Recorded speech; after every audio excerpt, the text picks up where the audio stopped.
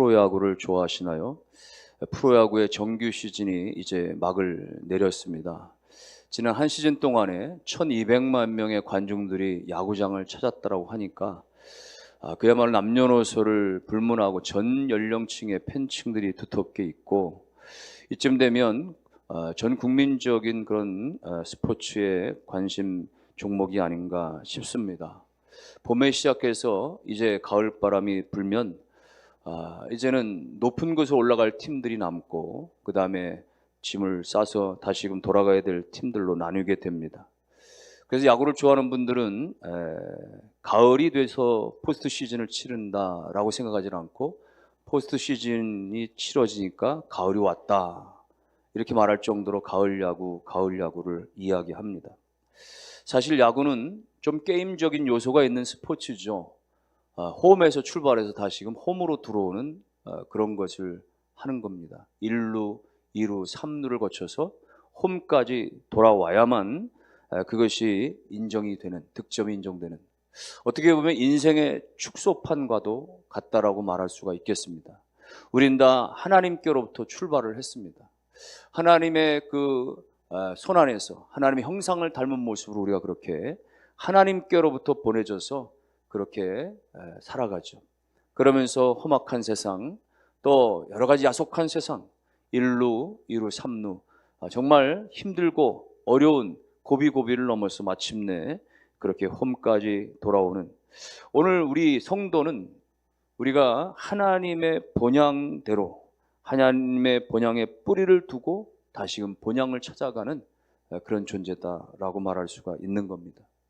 문제는 뭐냐? 야구에서도 그렇고 또 우리 인생에서도 그렇고 출발은 잘 했는데, 그런데 홈으로 돌아오는 것이 여간 쉽지가 않은 겁니다. 여러분, 야구를 생각해 보면 그라운드에서 그야말로 투수와 야수들이 가득 그렇게 9명이 질비하게 방패를 막고 있죠. 그 그라운드 타석에 혼자, 타석에 선 타자는 그야말로 우주 가운데 혼자 내버려진 것처럼 말이죠. 그렇게 고독하게 투수와 맞서게 됩니다. 절대적으로 투수가 유리한 그런 경기라고 말할 수가 있어요.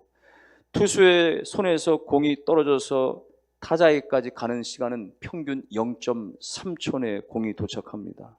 그것도 투수의 5손가락 안에 공의 108개 실밥을 움켜잡고 온갖 자유자재로 팔색조 같은 그런 공을 뿌리기 때문에 이 찰나의 순간에 둥근 방망이로 둥근 공을 때려낸다라고 하는 것은 너무나 어려운 일입니다. 설사 공을 잘 때려놨다고 하더라도 야수들이, 그야말로 내야수, 외야수들이 이중으로 겹겹이 그 공을 막겠다고 달려들고, 그걸 다 뚫었다고 할지라도 마지막에 담장이 막고 있어서 그야말로 그것들을 다 거쳐서 방해를 뚫고 1루, 2루, 3루를 돌아서 홈까지 돌아오는 것은 정말 쉬운 일이 아니다 이 이야기입니다. 여러분, 우리 인생도 그런 것입니다. 이 투수의 날카로운 공처럼 말이죠.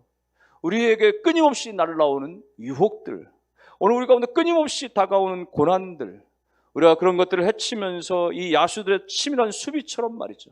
인생에 우리를 가로막는 여러 가지 방해거리들, 죄의 유혹들이 얼마나 많은지 모르는 것이에요.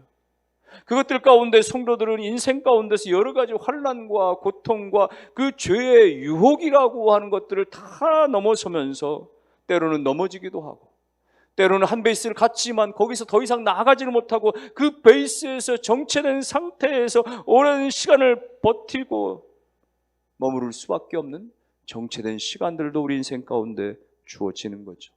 쉽지 않습니다. 그러나 그럼에도 불구하고 타자와 또 주자는 끊임없이 때려대고 달려가고, 그래서 1루를 거쳐 2루, 3루를 거쳐서 홈까지 들어오게 되어지는 것이죠. 여러분, 그러려면 안타가 필요하죠. 공을 때려내야 되는 것이죠. 무엇보다 홈런이 있다고 한다면 더 할 나위 없이 좋은 것이죠. 관중들은요, 무엇보다도 홈런 한 방으로 그야말로 완전히 판세를 뒤집는 그런 경기를 보고 싶어 할지도 모르는 것이에요. 경기마다 홈런 한 방이 얼마나 이 승패를 좌우하게 되어진지를 끊임없이들 보게 됐을 것입니다. 홈런의 위력은 대단합니다.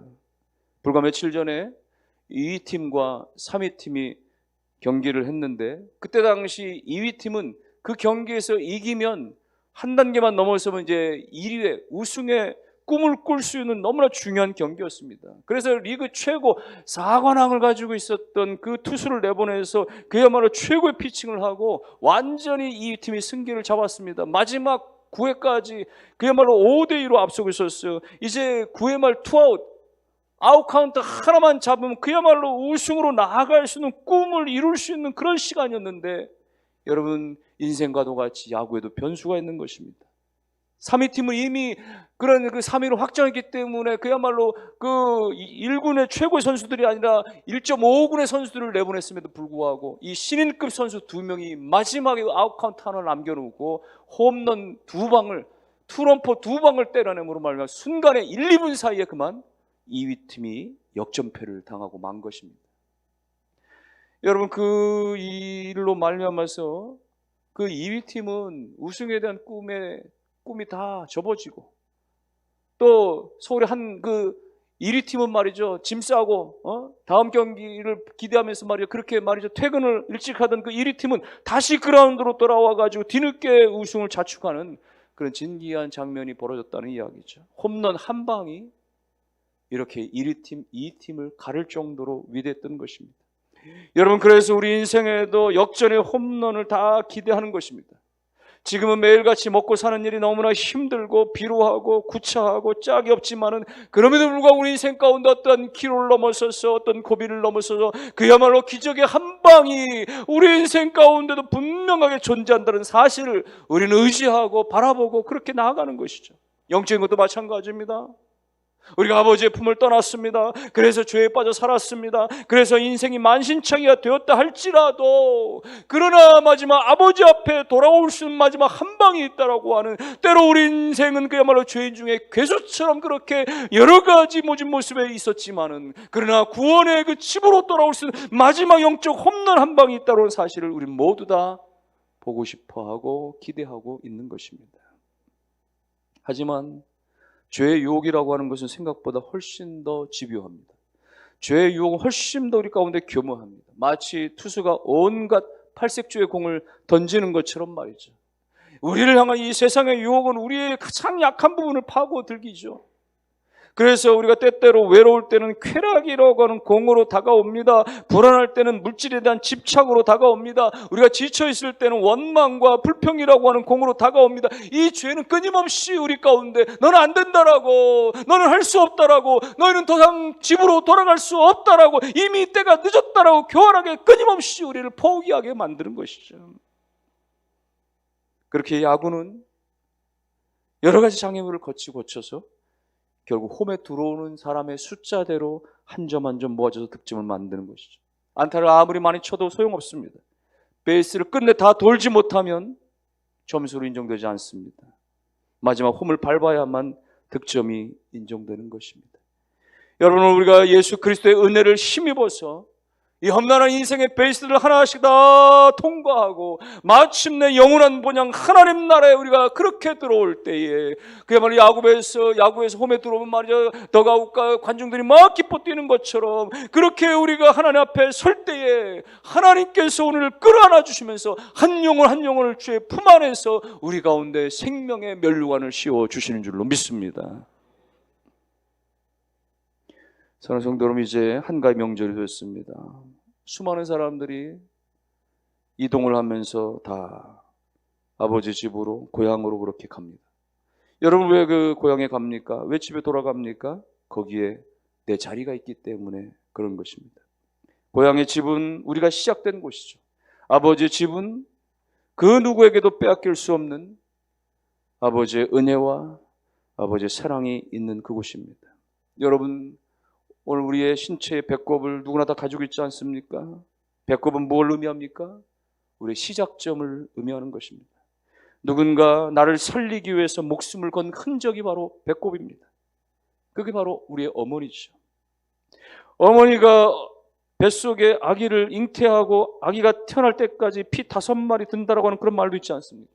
이 어머니의 목숨 건 사랑이 아니었다라고 한다면 어쩌면 우리 인생도 시작이 되지 못했다라고 말할 수 있는 것이겠죠. 그래서 우리가 간직하고 있는 배꼽은 우리의 처음에 순간에 누군가 목숨을 건 은혜가 있었다라고 하는 사실을 보여주는 대목입니다. 마찬가지로 우리의 영혼의 배꼽을 가진 사람들, 예수 그리스도의 십자가의 은혜를 가지고 있는 사람들이 이제 그 본향을 찾아서 그 은혜를 다시 한번 확인하기 위해서 돌아오는 것이에요. 아버지의 사랑이 여기 있다라고 하는, 아버지 은혜가 여기 있다라고 하는 사실을, 그래서 아버지의 품에 돌아와서 내가 처음 예수를 만난 날 나에게 그토록 그 은혜를 베풀어 주셨던 그 생명을 건 십자가의 그 사랑, 그 목숨을 건 십자가의 사랑을 다시 한번 확인하고 은혜를 충전하는 것이 바로 아버지 앞에 나오는 것입니다. 그런데도 불구하고 이 은혜를 충전할 수 있는 고향집에 돌아오지 못하는 것은 얼마나 아프고 슬픈 일인지 모릅니다. 올 추석에도 이런저런 이유로 고향집에 돌아오지 못하는 사람들이 많습니다. 비정규직 노동자들이 그렇습니다. 일 때문에, 취업준비생들이 공부 때문에 그렇습니다. 혹은 결혼 정년기를 훌쩍 넘긴 청춘들이, 다른 사람도 아닌 그 가족들이 불편해서 명절마다 여러 가지 변명을 하고 잠수를 타버린 경우도 많습니다. 그처럼 집으로 돌아가는 것은 정말 쉽지 않아요. 오늘 본문에서도 보면 이 탕자가 집에 돌아가지 못하는 신세가 됐습니다. 그는 아버지에게 받은 바 그 귀하고 많았던 재산을 다 날려버리고 말았습니다. 더군다나 이스라엘 사람들 제일로 부정하게 여겨지는 지금 돼지를 치는 그런 종으로 전락하고 말았습니다. 그는 재산만 잃어버린 것이 아니에요. 신앙도 다 잃어버린 것입니다. 심지어 그는 먹을 것이 없어서 돼지에게 주어지는 그 쥐염 열매를 얻어먹으려고 했지만 그것조차도 주는 자가 없었습니다. 사람다움마저도 다 잃어버린 존재가 되어버리고 말았어요. 이 탕자가 어떤 사람이었는데요? 원래 이 탕자는요, 아버지에게 유산을 달라고 당당하게 말이에요, 무리하게 말이죠, 그렇게 요구할 수 있었던 그렇게 귀한 아들이었습니다. 여러분, 우리가 명절 같은 때 보면은 자녀들이 다 같이 모였을 때 독특한 분위기가 형성되지 않습니까? 아무리 아들 같은 그런 사위라고 말하고 아무리 딸 같은 그런 며느리라고 말하지만 아무리 세월이 지나도 사위나 며느리는 여전히 뭔가가 불편하고 뭔가가 조심스럽지요. 그러나 아들과 딸은 달라요. 행동이나 말에서 거침이 없습니다. 어떤 경우는 무리하기까지 해요. 왜 그렇습니까? 아들이기 때문에, 딸이기 때문에, 태어났다라고 하는 이 혈연 관계 때문에, 상속 관계이기 때문에 그런 것이죠. 오늘 이 본문에서 이 둘째 아들도 아버지 유산을 미리 달라고 할 정도로 그렇게 무례함에 그런 당당함도 있었던 아들인데 지금은 어떻습니까? 돼지의 밥도 제대로 얻어먹지 못하는 신세가 되었어요. 그러니 그 아버지가 그 아들을 어떻게 낳았고 어떻게 키웠는데 지금은 그야말로 먹고 살기 위해서 양심 팔고 신앙 팔고 재산 팔고 그 몸뚱아리 다 팔아 그렇게 짐승의 밥을 얻어먹는 신세가 되어졌으니 얼마나 어처구니가 없는 것입니까? 그러나 그럼에도 불구하고 이 아들의 아들됨의 그 존귀함을 다 잃어버리고 만신창이가 되는 것은 그 무엇보다도 그 누구보다도 그 아버지의 마음이 가장 찢어지는 가장 큰 슬픔일 수밖에 없는 것이에요. 여러분, 오늘 우리가 창세전에 다 선택받았습니다. 천에 하나 만에 하나 하나님께서 고르셔서 우리를 하나님의 영원히 구원받는 자녀로 삼아주셨는데 우리가 하나님의 등을 떠나서 세상 가운데 빠져서 그야말로 신앙을 팔아먹고 양심을 팔아먹고 세상 가운데 전전긍긍하고 살아가고 있다라고 한다면 그 누구보다도 우리를 향하여서 가슴 아파하실 리가 하나님 아버지가 아니시겠습니까?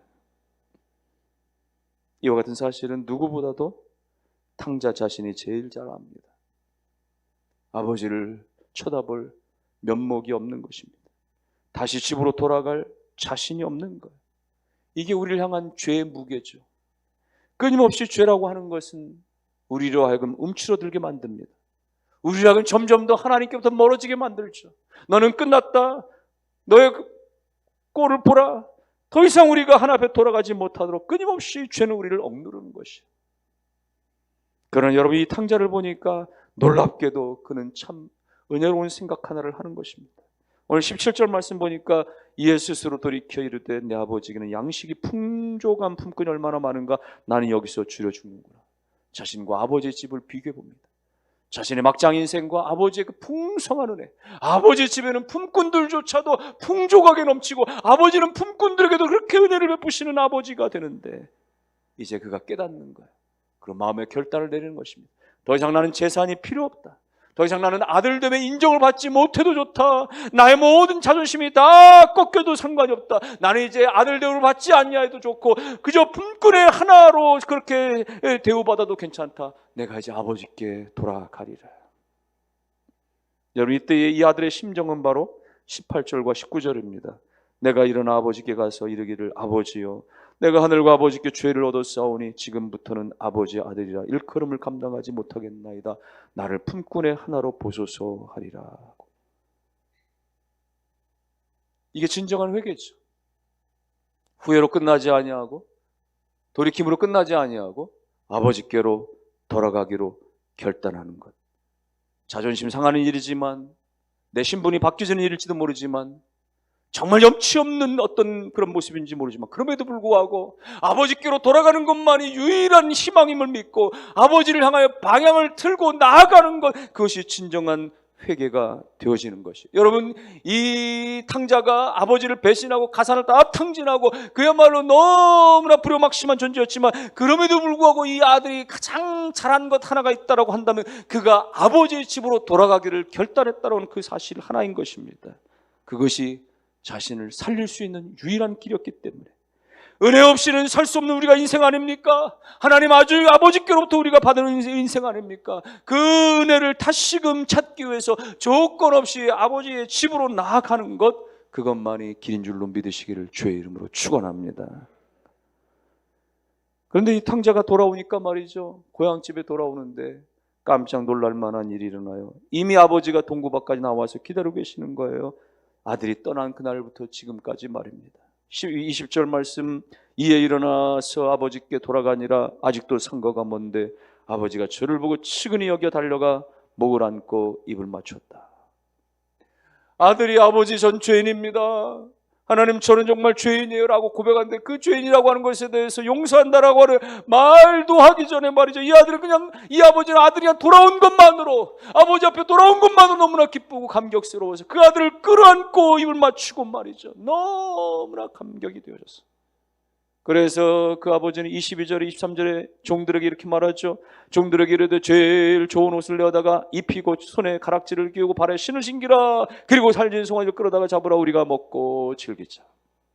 여러분, 이것이 바로 우리가 하나님 아버지로 돌아갈 유일한 이유가 되어지는 것입니다. 하나님 아버지는 이미 다 용서하셨어요. 하나님 아버지는 우리의 모든 것을 다 용서하시고 이미 우리를 기다리고 계시는 분이십니다. 이것이 선제적인 사랑인 거예요. 우리가 참으로 아버지 앞에 그렇게 나아오지도 못했을 때 하나님 이미 예수 십자가의 사랑으로 다 용서해 주시고 우리가 돌아오기만을 끊임없이 동구박에서 기다리시는 용서의 하나님이신 것입니다. 그리고 마침내 우리가 돌아왔을 때 오늘 이 아버지처럼 말이죠, 가장 좋은 옷은, 이것은 신분의 회복입니다. 가락지를 끼우는 것은 권위의 회복입니다. 신발을 신겨주는 것은 이제는 자유롭게 살라고 하는 것입니다. 하나님께서 우리 가운데 완전한 신분으로, 완전한 권위로, 완전한 자유의 사람으로 그렇게 하나님이 삼아주시는 것이에요. 더 이상 품꾼이 아닌, 더 이상 우리는 종이 아닌, 이제는 하나님 안에서 자유하는 생명을 얻은 하나님의 은혜의 그 아들로서의 그 품으로 우리를 회복시켜 주시는 그 하나님의 사랑을 믿으실 수 있기를 주의 이름으로 축원합니다. 그러니 여러분요, 아버지 앞에 돌아오는 것에 대해서, 주님 앞에 나오는 것에 대해서 우리가 쭈뼛들 필요가 없어요. 서성거릴 이유가 없습니다. 주저할 거리가 없어요. 이미 하나님이 마중 나와 계시고, 이미 하나님이 문 열어놓으시고, 이미 하나님 우리를 품에 안으시고 해서 그 넓은 품을 우리 가운데 허락하고 계시니 여러분이, 우리는 그냥 예수 그리스도의 십자가의 능력만 믿고 나아가시면 되는 줄로 믿습니다. 미국 프로야구에서 제레미 스캇 브라운이라고 하는 아주 그 포수가, 아주 덩치가 큰 포수가 있었는데, 그는 아주 강타자였는데 말이죠, 발이 주력이 느려서 웬만한 장타를 때리고도 1루 이상을 못 넘어가는 거예요. 장타를 때려도 2루까지 가다 잡히니까 말이죠. 그러다가 한 번은 장타를 때리고, 그래서 2루로 한번 도전해보자 생각하고 말이죠, 1루를 지나서 허겁지겁 달려가는데 발이 꼬여서 2루도 가기 전에 다시 넘어져 버렸네요. 그래서 다시금 또 살기 위해서 말이죠, 그 뒤뚱거리면서 큰 몸집을 가지고 다시금 1루로 돌아오면서 혹시라도 아웃될까 봐 말이죠, 헤드버드 스트라이팅 말이죠, 넘어지면서 말이죠, 손을 갖다 대서 딱 1루 베이스를 잡았는데, 근데 그 광경을 지켜보던 심판이 세이브다 아웃이다 판정을 안 하고 그냥 빙그레 이 선수를 보고 웃기만 하는 거예요. 그리고 그 상대방 일루 수비 선수도 말이죠, 일어나라고, 가라고 그냥 그러는 거예요. 가만히 봤더니 자기가 때린 게 홈런이었던 것이에요. 홈런 단벽을 넘어간 것들 확인하지 못하고 말이죠, 그렇게 2루와 1루 사이에서 헤매다가 넘어지고 만 것이죠. 여러분, 이 이야기는 어쩌면 오늘 야구에서뿐만 아니라 우리 인생도 마찬가지인 거예요.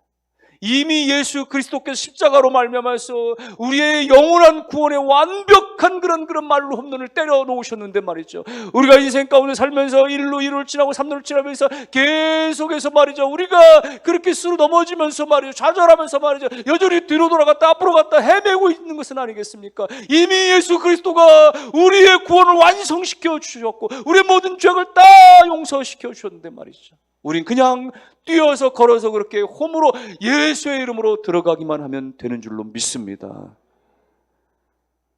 이제 한가위가 됐죠. 내일이 한가위죠. 한가위가 무슨 말이에요? 8월에 음력으로 따져서 8월에 한가운데 있는 큰 날이다. 한가위.